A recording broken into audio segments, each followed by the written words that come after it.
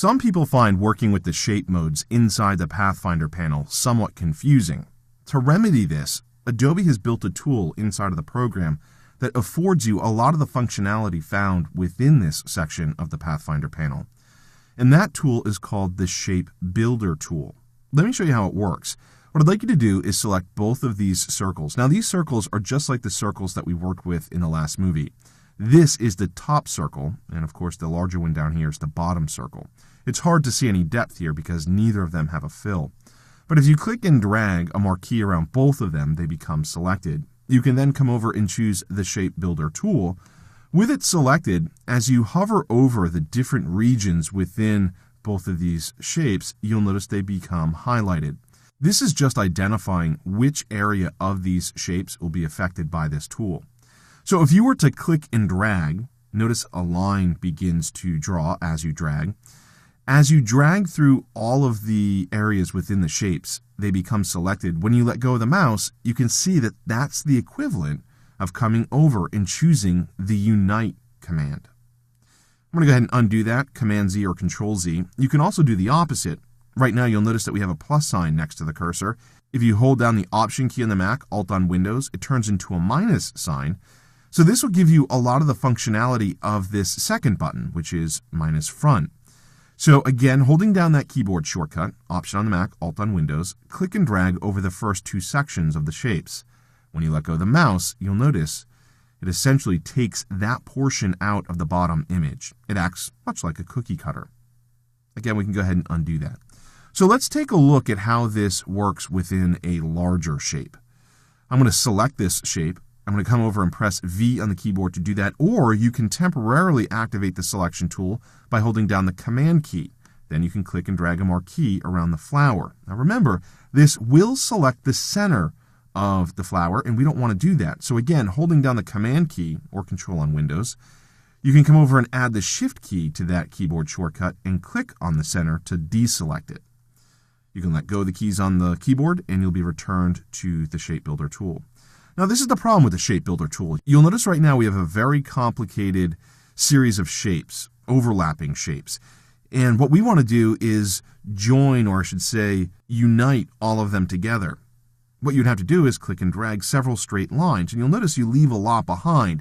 So you'd have to repeat that process over and over and over again. You'd also have to hit the interior here. It would actually be a lot of work.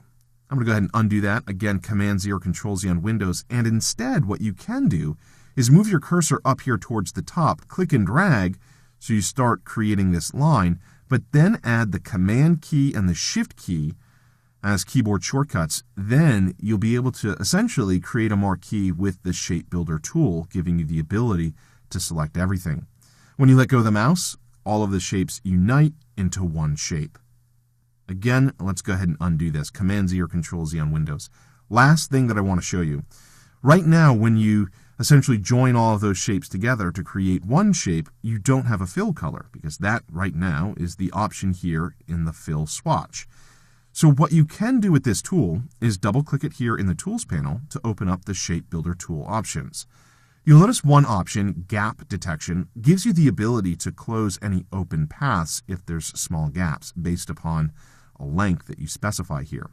But that's not what we want to talk about. What we want to talk about are the cursor swatch previews that are available. If you come over and select this option, Cursor Swatch Preview, and then click OK, you'll notice you see three little swatches next to the cursor. And these three little swatches are coming from your swatches panel. On the left we have registration, in the center we have none, and on the right we have white. You can move through the different swatches within the swatches panel by using the right arrow key or the left arrow key on your keyboard. If we come over to the swatches panel, we can see what swatches are available, and as you use the right arrow key on your keyboard, you'll notice that you're moving through the swatches panel as the highlight changes. You'll also see the swatch preview with the cursor change. Additionally, if you look over here to the fill swatch, you'll see that get updated as well. So here you can easily choose a fill color. Then what you want to do is the same thing, click and drag, so you have a line here, hold down the Command and Shift key. It turns into a marquee. When you let go of the mouse, you'll notice they unite into one shape.